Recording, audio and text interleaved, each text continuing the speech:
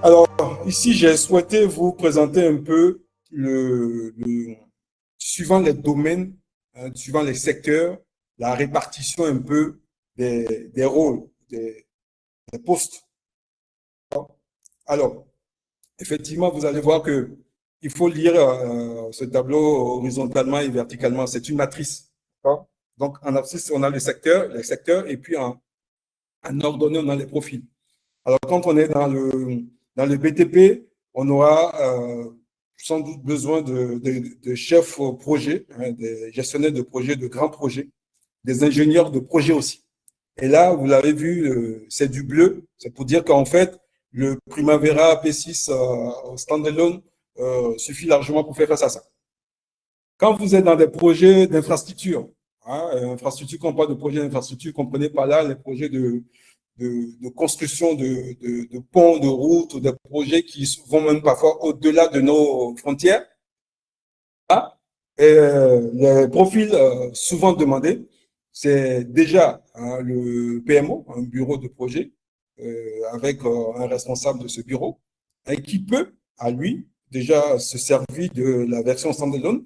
Mais par contre, on a aussi besoin de contrôleurs, hein, de project control engineer et aussi de planificateurs. Hein. Ceux-là même dont j'ai parlé tout à l'heure, qui sont les deux piliers de performance hein, ou de réussite d'un projet.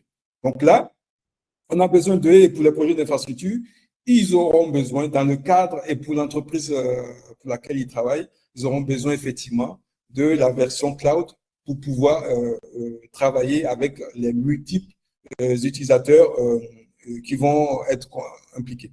Idem pour les projets d'énergie et de pétrole et gaz. Idem pour les projets de mines. Hein. Autrement, pour les projets d'industrie lourde, on est par industrie lourde, par exemple, je vais prendre un exemple, hein, la construction de barrages hein, ou la construction des plateformes offshore, oui, ça aussi, on peut utiliser, on utilise même Primavera, mais on peut se contenter de la version standalone pour ça. Alors, ce qu'il faut retenir ici, c'est que Primavera n'est pas pour tous les chefs de projet. Hein.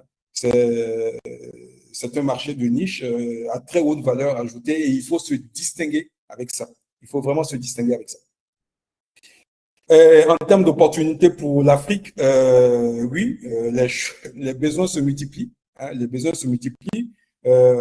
L'Afrique est un continent qui est en pleine explosion hein, d'infrastructures. Si on prend le cas de la Côte d'Ivoire, tout simplement, on voit que partout où on passe, il y a des constructions de ponts, de routes.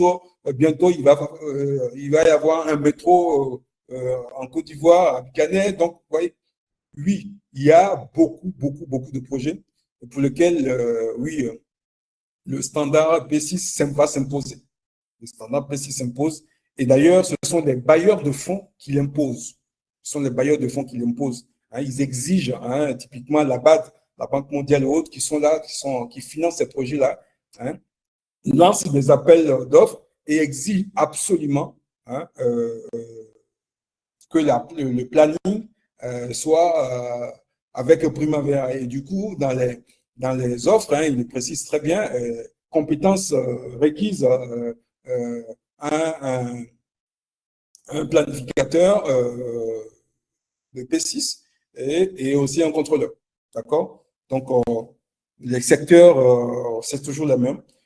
Et donc, les pays se multiplient. Vous allez voir, deuxième volet ici, c'est pour vous montrer entre les deux que c'est une photo que j'ai prise à deux instants différents et on voit très bien que les pays hein, sur le continent hein, se multiplient.